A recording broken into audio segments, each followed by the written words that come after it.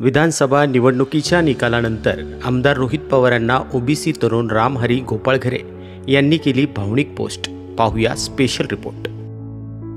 माफ करा दादा, पण खरंच सांगतो तुमचं चुकलंच.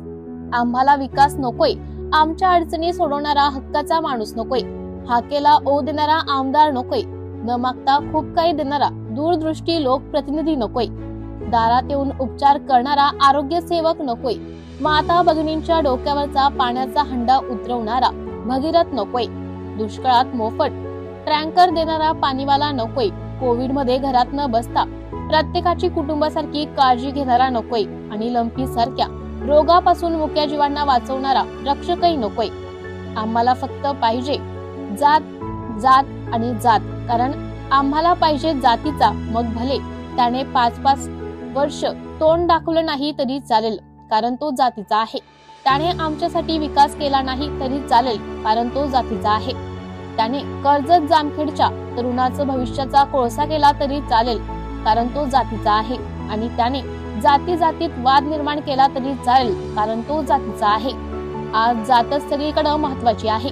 जातीसाठी माती खाईन, पण विकासासाठी भरलेला ताट पुढे ठेवणाऱ्याला आम्ही साथ देणार नाही, कारण तो जातीचा नाही ना. म्हणूनच म्हणतोय रोहित दादा, तुमचं चुकलंच.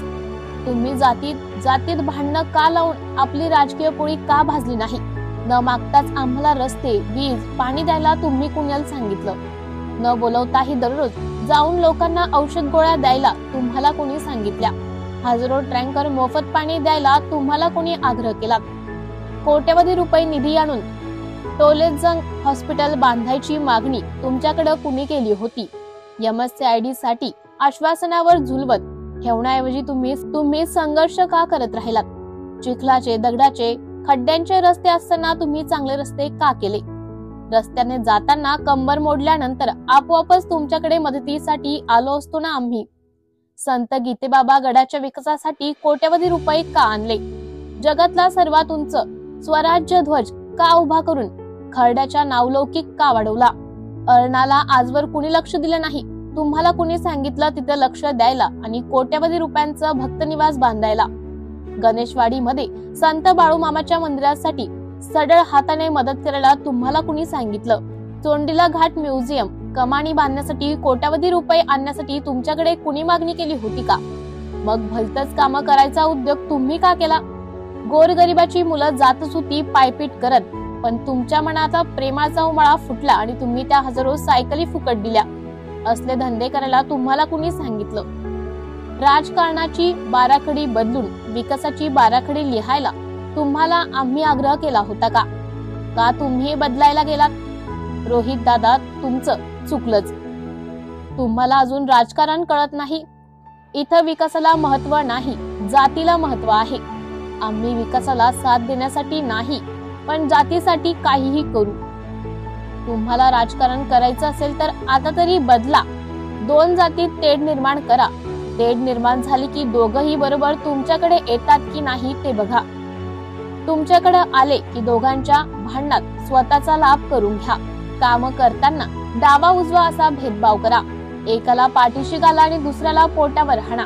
पुन्हा तिसऱ्याला दुसऱ्याच्या काटा काढायला सांगा आणि आपला वाटा मात्र कायम राहीलच हेच फक्त बघा. जवळच्या हुजऱ्यांना टेंडर द्या आणि त्यांच्याकडून मजबूत कमिशन खा. रस्ते गेले खड्ड्यात, शेतकरी बुडला गळात, तरी विचार करू नका. न मागता विमा मिळाला तर त्याची थोडीच किंमत असते.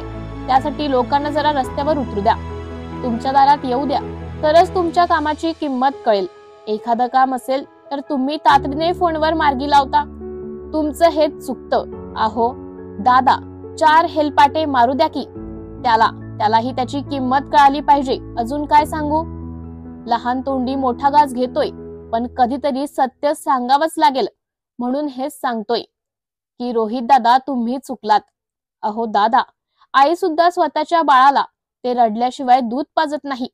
तुम्ही स्वतःहून सगळं देता, हीच तुमची मोठी चूक आहे. तुम्हाला राजकारण करायचं तर राजकारणच करा. विकास करायला तुम्हाला कोणी सांगितलं? राजकारणात जात महत्वाची असते दादा, जात. आम्ही कधीही विकासाला मोजत नाही. आम्हाला पाहिजे फक्त जात. मग आमच्या घरात उपचारा वाचून कुणी गेलं तरी चालेल, आमच्या हाताला काम मिळालं नाही तरी चालेल, खासगी हॉस्पिटलमध्ये आम्हाला लाखो रुपये भरावे लागले तरी चालेल, पण आम्हाला जात महत्वाची आहे. शेवटी जात नाही ती जात, बाकी सगळं जळून झालं खाक तरी कुणाचं काही नाही जात आणि जिंकते ती शेवटी फक्त जात. म्हणूनच हे सांगण्याचं धाडस करतोय, रोहित दादा तुम्ही चुकलात आणि जाती धर्माचं राजकारण सोडून विकास करत बसलात. ही चूक केली नसती तुम्ही तर तुम्हाला दिलं असतं 40-50 हजाराचं लीड आम्ही. सम्राट न्यूज साठी प्रतिनिधी धनसिंग साळुंके, खर्डा.